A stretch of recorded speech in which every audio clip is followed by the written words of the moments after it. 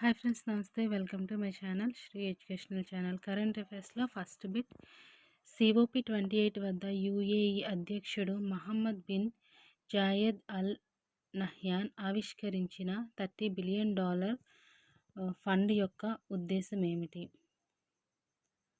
The correct answer global climate solutions. Second one, USA ఆంక్షల సడలింపు తర్వాత భారతదేశం ఏ దేశం నుంచి ముడి చమురును దిగుమతిని పునఃప్రారంభించింది?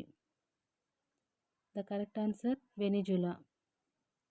థర్డ్ వన్, ప్రాంతీయ స్థాయిలో ఆర్థిక పోరాటాల గురించిన ఆందోళనలను పరిష్కరించడానికి China national financial regulatory administration ఆర్థిక రిస్క్ మేనేజ్మెంట్ కోసం ఏ విధానాన్ని అవలంబిస్తోంది?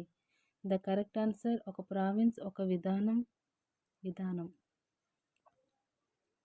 నెక్స్ట్ వన్, భారతదేశం తన వ్యవసాయ రంగాన్ని ఆధునీకరించడం కోసం ఏ దేశానికి $250 మిలియన్ రుణాన్ని అందించింది?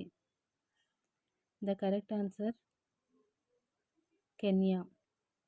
నెక్స్ట్ వన్, డిసెంబర్ 8-9, 2023లో గ్లోబల్ ఇన్వెస్టర్స్ సమ్మిట్ ఎక్కడ జరిగింది?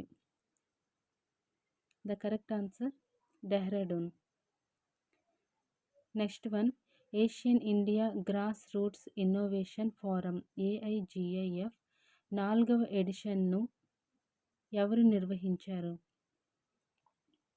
The correct answer Malaysia. Next one, ఇండోనేషియాలోని ఏ అగ్నిపర్వతం పేలి అనేక మంది పర్వతారోహకులు ప్రాణాలు కోల్పోయారు? ద కరెక్ట్ ఆన్సర్ అగ్నిపర్వతం మరాపి. సో ఫ్రెండ్స్, వీడియో నచ్చితే లైక్ ఇవ్వండి, షేర్ చేయండి. ఛానల్ అయితే తప్పకుండా సబ్స్క్రైబ్ చేసుకొని నాకు సపోర్ట్ చేయండి.